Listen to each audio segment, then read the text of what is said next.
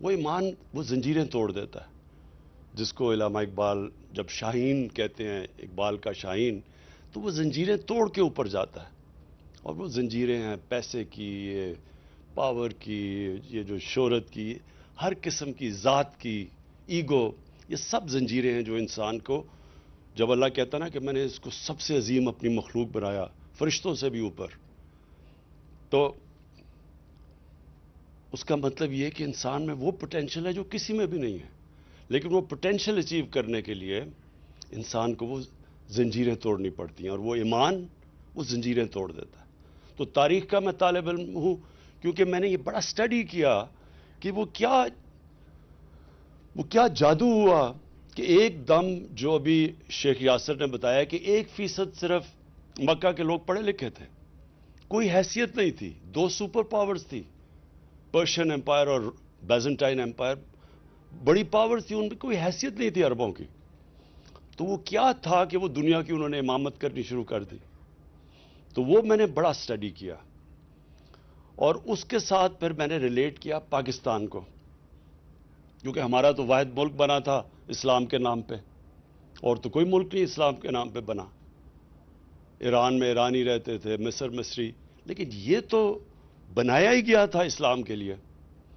تو میں نے اس کو جب سٹڈی کیا تو میں نے جتنا میں سٹڈی کرتا گیا اور جتنا اللہ نے میرا ایمان مضبوط کرتا گیا، اتنا ہی میں اس نتیجے پہ پہنچا کہ جب تک ہم سیرت نبی پہ نہیں چلیں گے تب تک ہم وہ مقام نہیں حاصل کر سکتے جو علامہ اقبال کا خواب تھا. علامہ اقبال کو اگر آپ سٹڈی کریں، بہت بڑا ایک ذہن تھا جو مغربی فلسفے بھی سمجھ گیا اور جو گراؤنڈڈ تھے اپنے دین کے اندر اور اپنی اسلام کی تاریخ میں. اس لیے انہوں نے جو ایک ورڈ انگریزی کے اوریجنل تھاٹ، انہوں نے جو ان کی جو سوچ تھی وہ بالکل ایک کسی کی غلام، یعنی جو ذہنی غلام، بدقسمتی سے کلونیلزم کی وجہ سے مسلمان دنیا میں ذہنی غلام ہیں جو اپنی غلامی کی زنجیریں نہیں توڑ سکتے. وہ زیادہ خوفناک ہیں جسمانی غلامی سے. تو علامہ اقبال وہ تھے جو کہ اوریجنل تھاٹ تب دیا جب وہ موازنہ کر بیٹھے کہ یہ مغربی سویلائزیشن کیوں اوپر گیا اور ہمارا کیوں زوال آیا. اور پھر انہوں نے شکوہ اور جواب شکوہ میں جواب بھی دیے کہ ہم ایک وقت پہ یہاں تھے اور اب ہم یہاں ہیں، کیوں ہیں. تو میں آہستہ آہستہ اس نتیجے پہ پہنچ گیا کہ ہمارا جو سسٹم بن گیا تعلیم کا، وہ ہی ہمارے لیے سب سے بڑی رکاوٹ بن گیا. ایک طرف انگلش میڈیم بن گیا جو کہ کلونیل ایجوکیشن سسٹم تھا، وہ ہمارا نہیں تھا. دوسری طرف ہم نے اردو میڈیم کر دیا جو نہ تیتر نہ بٹیر رہ گیا. تیسری طرف دینی مدرسے چلے گئے. 3 پیرلل ایجوکیشن سسٹم بن گئے. اب وہ 3 پیرلل ایجوکیشن سسٹم میں 3 قومیں نکلنی شروع ہو گئی، ان کا کنیکشن ہی ایک دوسرے سے نہیں رہا. تو سب سے بڑی چیز ہم نے فیصلہ کیا، سب سے پہلے تو ایک کور ایجوکیشن، ایک کریکولم ایک لے کے آئیں، تاکہ پہلے ان کو قوموں کو تو ایک طرف لے کے آئے. لیکن جو سب سے بڑی چیز یہ ہے کہ جو بھی شیخ ناصر نے بھی یہ بات کی، جب بھی میں مکہ یا مدینہ گیا، سب سے زیادہ لوگ پاکستانی نظر آتے ہیں آپ کو وہاں. سب سے پہلے پاکستان ریئیکٹ کرتا ہے، کوئی بھی اسلام کے خلاف کچھ ہو تو پاکستان میں ریئیکشن آتا ہے. سب سے زیادہ میرا دعویٰ ہے کہ روزے بھی یہ رکھتے ہیں، حج بھی یہ پاکستانی کرتے ہیں، پیسہ بھی سب سے زیادہ پاکستانی اللہ کے نام پہ دیتے ہیں. میں سب سے زیادہ پیسہ پاکستانیوں سے اکٹھا کرتا ہوں، اللہ کے نام پہ سب سے زیادہ پیسہ بھی دیتے ہیں. لیکن مسئلہ یہ ہے کہ ہم جو ایک طرح آپ سیکولر ورڈ استعمال کر لیں، ہم اصل میں سیکولر بن گئے. اور غلط میننگ ہے سیکولر کا. مطلب یہ ہے کہ ہم ایک طرف عاشق رسول بھی ہیں، سب سے زیادہ ہمارا دین کے اوپر زور ہے، لیکن دوسری طرف جو نبی کی سیرت ہے اس کی اور ہماری زندگی میں تعلق ہی کچھ نہیں ہے. اتنا بڑا فاصلہ ہے اس کے بیچ میں. میں نے بار بار ایک چیز، ایک انسیڈنٹ بتاتا ہوں لوگوں کو. ڈاکٹر اشفاق بہت بڑے ڈاکٹر اشفاق احمد خان میں سمجھتا ہوں پاکستان کے بہت بڑے اسکالر تھے. ان کی میں بڑی ان سے میں ملتا رہتا تھا. تو انہوں نے مجھے ایک دفعہ یہ اپنی بات بتائی کہ جب وہ چائنا گیا اور چیئرمین ماؤ کو ملنے گئے تو چیئرمین ماؤ کو بڑا ہیرو ورشپ اس لیے کہ انہوں نے ایک جینوئن ریولوشنری تھے. سب ریولوشنریز ان کی طرف دیکھتے تھے. تو کہتا ہے جب میں ان کے پاس گیا تو وہ ان کا ایک دن ہوتا ہے گریٹ بات کا, وہ ینگسی دریا کی تیر کر ادھر جا کے واپس آتے ہیں تو لائنیں لگی ہوتی ہیں لوگوں کی ہاتھ ملانے کے لیے ان سے. تو کہتا میں بھی کھڑا ہو گیا. جب میری باری آئی انہوں نے کہا جی کدھر سے ہو؟ میں نے کہا میں پاکستان سے ہوں. تو اس نے کہا کہ وہ گریٹ نیشن, بڑی عظیم قوم ہے پاکستانی. بڑا حیران ہوا ڈاکٹر اشفاق. تو کہتا ساری لائن لگی ہوئی لوگوں کے پیچھے ادھر کھڑے ہو کے چیئرمین ماؤ نے مجھے ایک واقعہ بتایا کہ ان دنوں میں ایمبیسی کیپٹل کراچی تھا. تو کہتا کراچی کے اندر جو ایمبیسڈر تھا چائنا کا وہ اس کا پاکستانی چیس پلیئر پارٹنر تھا. تو کہتا وہ جو پاکستانی پارٹنر تھا وہ ہر 2 منٹ کے بعد جائے, دوپہر بڑی گرمی تھی, سب سے زیادہ گرمی کا ٹائم تھا, اور جا کے اپنے اوپر سر پہ پانی ڈال کے پھر آ کے چیس کھیلے. تو اس نے کہا کیا مسئلہ ہے؟ اس نے کہا میں روزہ رکھا ہوا ہے. تو وہ بڑا چائنیز حیران ہوا. کہتا تم چپ کر کے پانی پی لو, کسی کو کیا پتا چلے گا. تو جب اس چیئرمین ماؤ کو چائنیز ایمبیسڈر نے یہ بتایا تو چیئرمین ماؤ نے تب, اب ذرا دیکھیں بڑا ذہن تھا نا, تو اس نے کیا سوچا کہ کیوں یہ عظیم قوم ہے. اس نے یہ کہا کہ جو قوم گرمی میں پانی اللہ کے خوف سے نہیں پی سکتی تو سوچ لیں کہ وہ اللہ کے خوف سے سچ بھی بول سکتی ہے, وہ رشوت بھی نہ لے گی, وہ ٹیکس بھی اپنے پورے دے گی. وہ تو اس قوم کو تو کوئی روک ہی نہیں سکتا. یہی تھا مدینہ کی ریاست میں. وہ کیسے عظیم قوم بنی؟ خوف خدا تھا ان کو. وہ اپنے اوپر سیلف اکاؤنٹیبلٹی تھی کہ اللہ دیکھ رہا ہے. جس طرح کہ میں کمرے میں جا کے پانی پیوں تو اللہ دیکھ رہا ہے, اسی طرح میں کوئی غلط کام کروں گا اللہ دیکھ رہا ہے. وہ قوم کی جو کیریکٹر تھا وہ ایسا تھا کہ صرف مسلمان تاجروں کو انڈونیشیا اور ملیشیا میں کوئی فوج نہیں گئی تھی مسلمانوں کی, ان کے کیریکٹر کی وجہ سے لوگ مسلمان ہو گئے. تو میں نے اس نتیجے پہ پہنچا ہوں کہ ہمارا سب سے بڑا مسئلہ یہ ہے کہ ہمارا عظیم قوم کا کیریکٹر نہیں ہے. عظیم قوم بننے کے لیے عظیم کیریکٹر چاہیے, سچ بولنا, سچائی.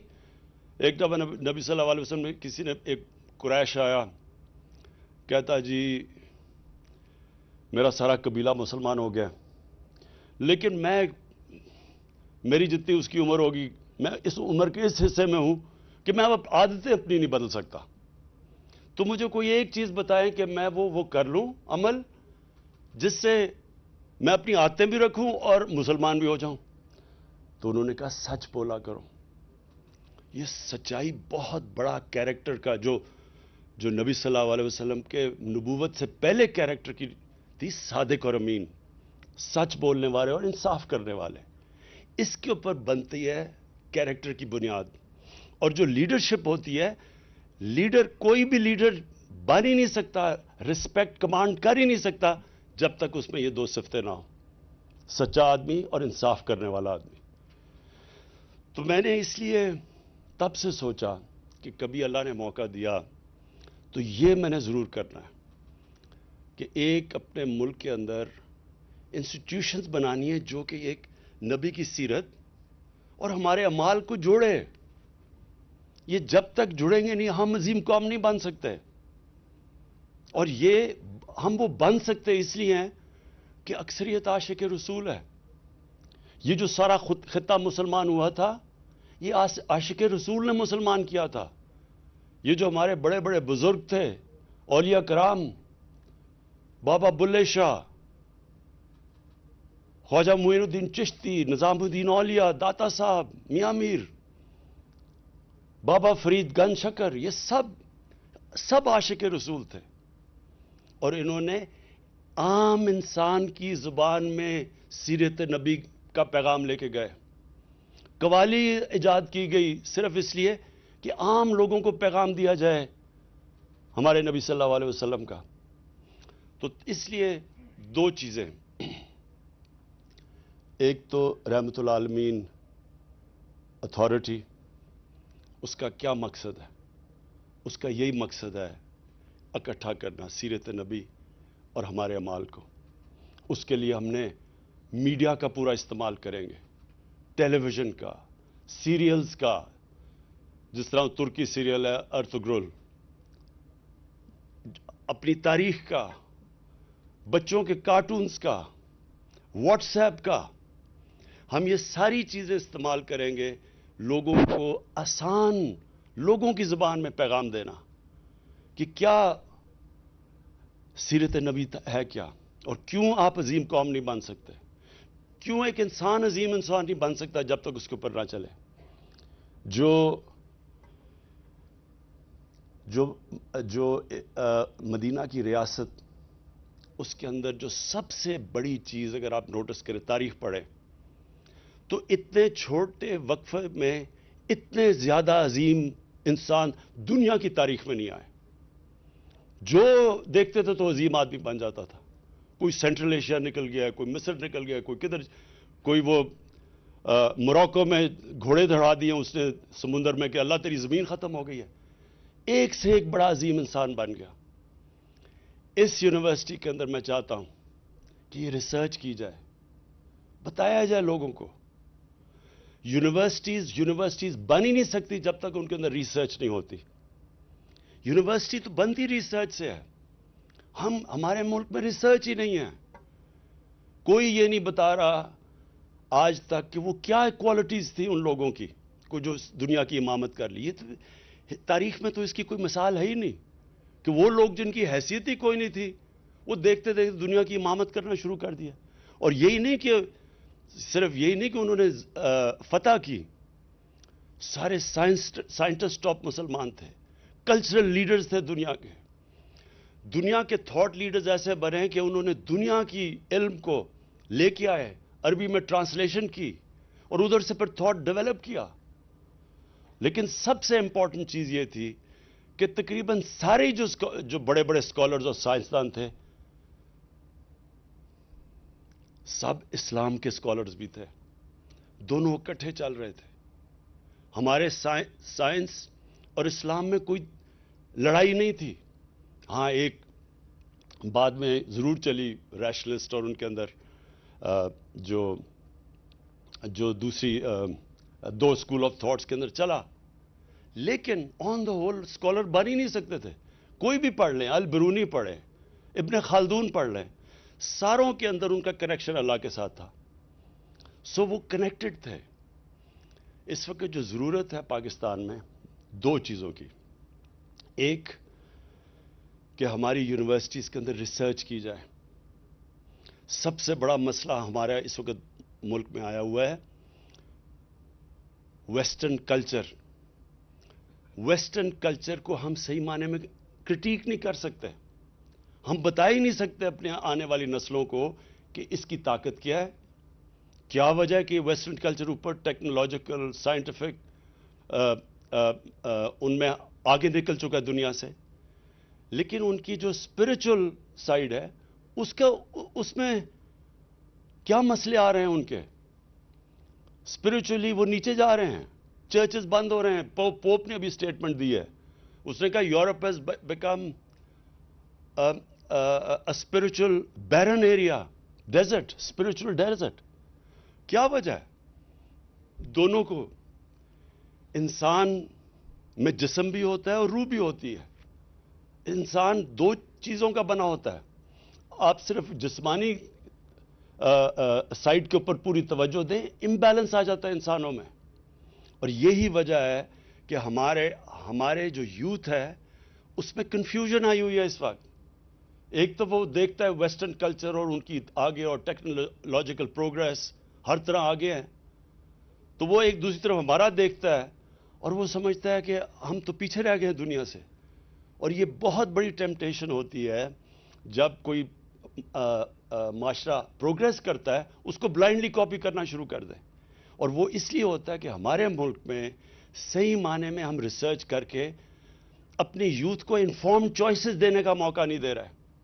جب ہم ریسرچ کریں گے، جب ہم بتائیں گے کہ یہ ان کی طاقت ہے، ان کی کمزوری ہے، کیا ان کے مسئلے آئے جب ان کی اسپرچویلٹی گری ہے، ان کا فیملی سسٹم میں کیا مسئلہ ہے، خاندانی نظام ان کا نیچے چلا گیا ہے، وہ کتنی 40 سال پہلے ان کا خاندانی نظام کدھر تھا، آج کدھر چلا گیا ہے، اس کے کتنے اثرات ہیں معاشرے میں۔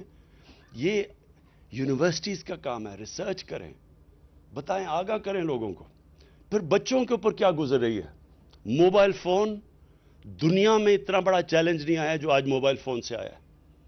اس کے پازیٹیوز کیا ہیں، کتنا فائدہ ہے، تعلیم اس سے کتنا علم حاصل کر رہے ہیں بچے ینگ ایج پہ، لیکن جو اس کے اندر پورنوگرافک مٹیریل آ رہا ہے اس کے نقصانات کیا ہیں، کیسے کوپ کرنا ہے، بچوں کو ہتھیار کیسے دینے ہیں۔ یہ جو ایک بالکل نئی ریالٹی آ گئی ہے، آپ یہ بند تو نہیں کر سکتے، سوشل میڈیا کو نہیں بند کر سکتے، آپ روک تو نہیں سکتے ان کو، لیکن آپ اپنے بچوں کو کم از کم بتا تو سکتے ہیں اچھے برے کی، اس کی ایڈوانٹیج کیا ہے، یہ طرز زندگی لوگے تو اس کا یہ نقصانات ہے، اس کے یہ فائدے ہیں۔ ہم اپنے بچوں کو چوائسز تو دے سکتے ہیں۔ اور پھر میں ورڈ یوز کرتا ہوں، انفارمڈ چوائسز۔ انفارمڈ چوائسز تب آتی ہیں جب آپ بچوں کو بتائیں تو صحیح، آگاہ کریں، شعور پیدا کریں انہوں میں۔ اس لیے یہ یونیورسٹیز بڑی امپورٹنٹ ہے۔ القادر یونیورسٹی کے اندر انشاءاللہ ریسرچ کی جائے گی، انٹرنیشنل سکالرز کے ساتھ ان کے ساتھ کنیکشنز ہوں گے، جس طرح شیخ ناصر ہے، ڈیبیٹس کروائی جائیں گی۔ ڈیبیٹس، یہ یاد رکھیں کہ ہمارے ملک میں ایک بہت بڑا ہمیں نقصان پہنچا ہے، ہم اجتہاد ہی نہیں ہونے دیتے۔ قرآن کے اندر اللہ کا حکم ہے اجتہاد کرو، ڈیبیٹ کرو۔ جب آپ اجتہاد ہی نہیں ہونے دیں گے تو تھاٹ پروسیس آگے کیسے بڑھے گا۔ علامہ اقبال کا جو کتاب ہے ریکنسٹرکشن آف اسلامک تھاٹ، وہ اس کے اندر تو اگر آپ جس کا موقف آپ سے مختلف ہوگا آپ اس کو کافر کہہ دیں گے تو اجتہاد کیسے ہوگی، تو ہم آگے تو بڑھ ہی نہیں سکتے۔ ہم اسلام کی، اور اس لیے جو سب سے بہترین اسلام کے اوپر کام ہو رہا ہے وہ مغربی ممالک میں ہو رہا ہے۔ شیخ یاسر آپ کو بتائیں گے کس طرح کی وہاں ڈیبیٹس چل رہی ہیں، کیسے کیسے سکالرز وہاں بیٹھے ہوئے ہیں، کیونکہ وہاں کفر کا فتوی کا ڈر نہیں ہے۔ ہمارے ملک میں پھر سے کہتا ہوں کہ بہت پوٹینشل ہے، اللہ نے اس ملک کو سب کچھ دیا۔ ہمارا جو سب سے بڑا مسئلہ لیڈرشپ، ہمارے لیڈرشپ کے اندر جو جس طرح کے لیڈرز آنے چاہیے وہ نہیں آتے۔ وہ کیوں؟ کیونکہ لیڈرز کے اندر وہ جو کیریکٹر لیڈر کا ہے وہ نہیں ہے۔ ہمارے پولیٹیکل لیڈرشپ کے اندر بجائے یہ سوچیں کہ یہ بہت بڑا، آپ جب ایک لیڈر بنتے ہیں آپ پہ اللہ بہت بڑی ذمہ داری ڈال دیتا ہے۔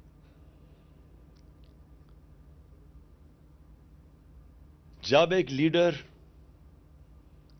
عوام کی خدمت کرتا ہے، وہ سارے پیغمبروں نے یہ کیا تھا، سارے پیغمبر لیڈر تھے اللہ کے، اور ان سارے پیغمبروں نے انسانوں کو بدلا تھا، خدمت کی تھی، انسانیت کے لیے آئے تھے۔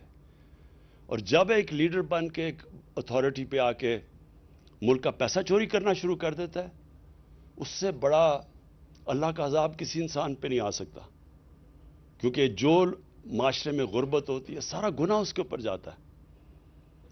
اس لیے ہمیں اپنے نبی صلی اللہ علیہ وسلم کی انہوں نے جو لیڈرشپ کا کانسیپٹ دیا تھا، انشاءاللہ القادر یونیورسٹی اور ہم باقی جو ہماری رحمت للعالمین جو اتھارٹی ہے وہ ساری یونیورسٹیز کے ساتھ ان ٹچ رہے گی، ادھر چیئرز ہیں، سیرت چیئرز ہیں، ان کے ساتھ ہم ان ٹچ رہیں گے۔ اور بیسکلی جو اس نبی صلی اللہ علیہ وسلم نے لیڈرشپ کا کانسیپٹ دیا تھا وہ ہم نے اپنی یوتھ کو دینا ہے، اسکول کے بچوں سے شروع کریں گے سب کو، تاکہ پتہ تو چلے کہ لیڈر میں کون سی کوالٹیز ہیں۔ کبھی بھی ایک خود غرض آدمی لیڈر نہیں بن سکتا۔ لیڈر ہمیشہ اپنی ذات سے نکل کے بڑا سوچتا ہے۔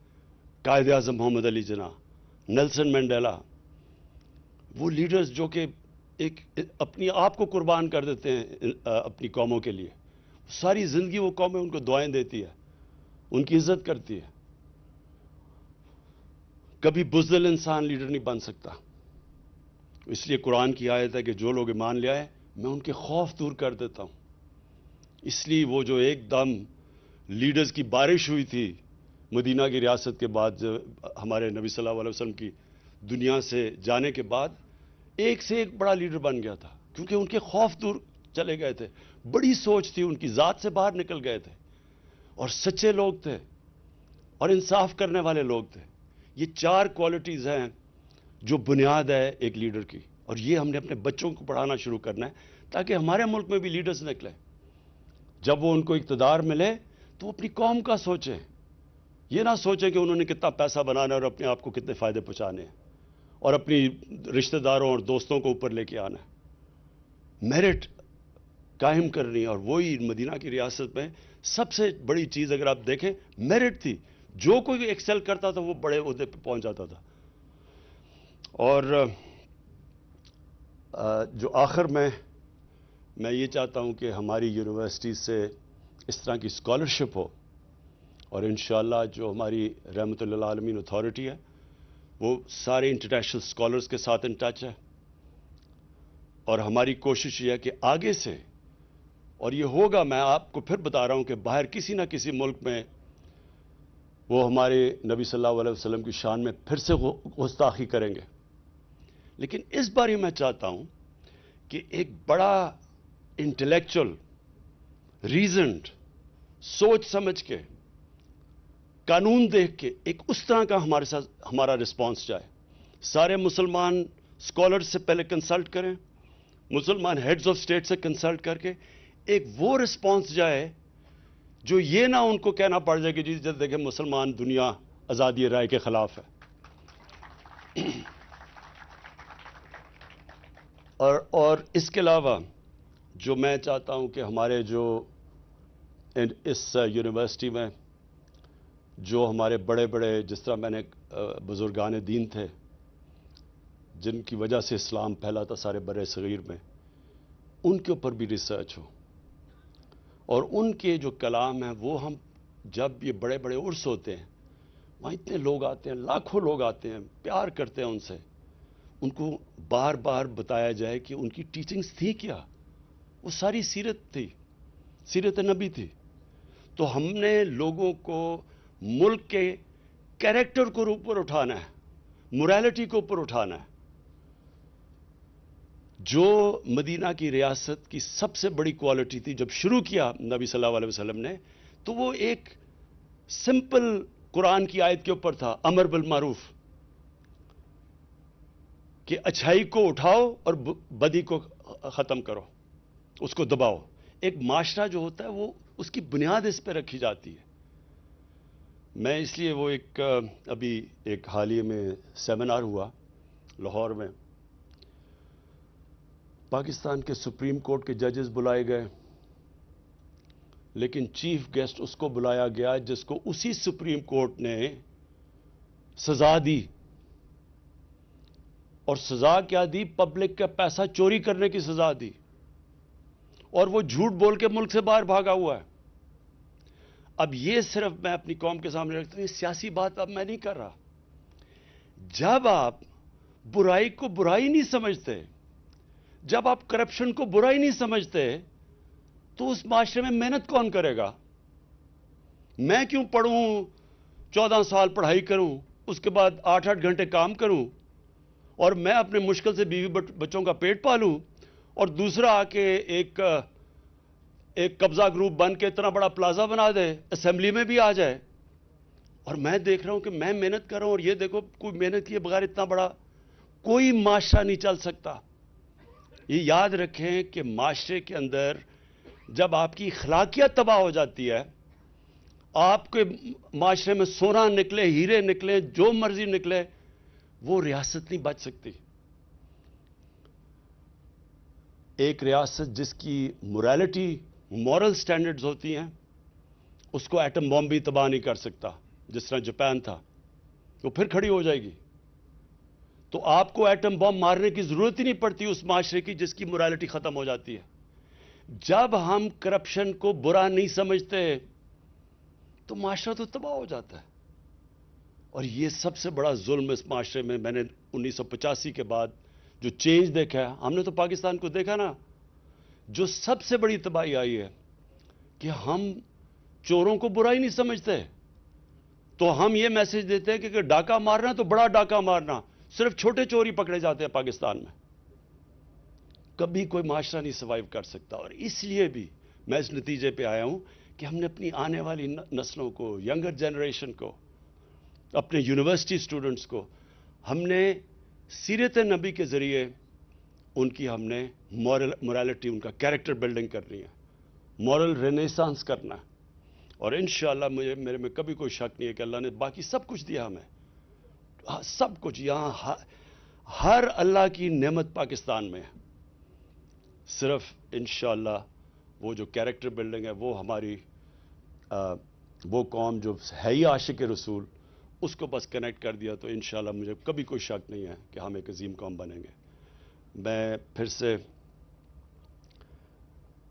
فیکلٹی ہماری جو القادر کی ہے, اسٹوڈنٹس جو پہلا بیچ آیا ہے, میں آپ سب کو ویلکم بھی کرتا ہوں.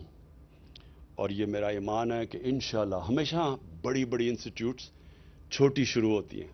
ابھی ہم نے تھوڑے سا اس کا انسٹیٹیوٹ کا سیکشن کھولا ہے, لیکن میں جب اوپر سے دیکھتا ہوں اس ساری انسٹیٹیوٹ کو اور اس علاقے کو, میرے میں کوئی شک نہیں کہ یہ ایک وہ دنیا کے اندر, میں پاکستان کی اب بات نہیں کر رہا, اسلام کی دنیا میں ایک انسٹیٹیوٹ بنے گی.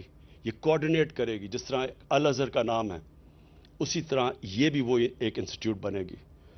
مجھے خوشی یہ ہے کہ یہ تقریباً 2.5 سال کے اندر اس کی اوپننگ ہو گئی.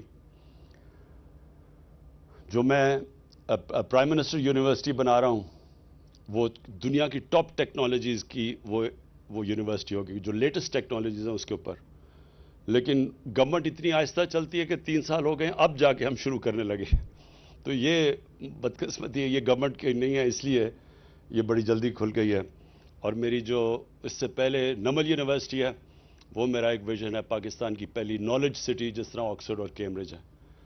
تو میں آج پھر سے بڑی اپنی خوشی کا اظہار کرتا ہوں. مجھے بڑا آج خوشی ہو رہی ہے کہ اتنے چھوٹے ٹائم میں ہماری یہ جو القادر یونیورسٹی ہے یہ کام شروع کر دیا.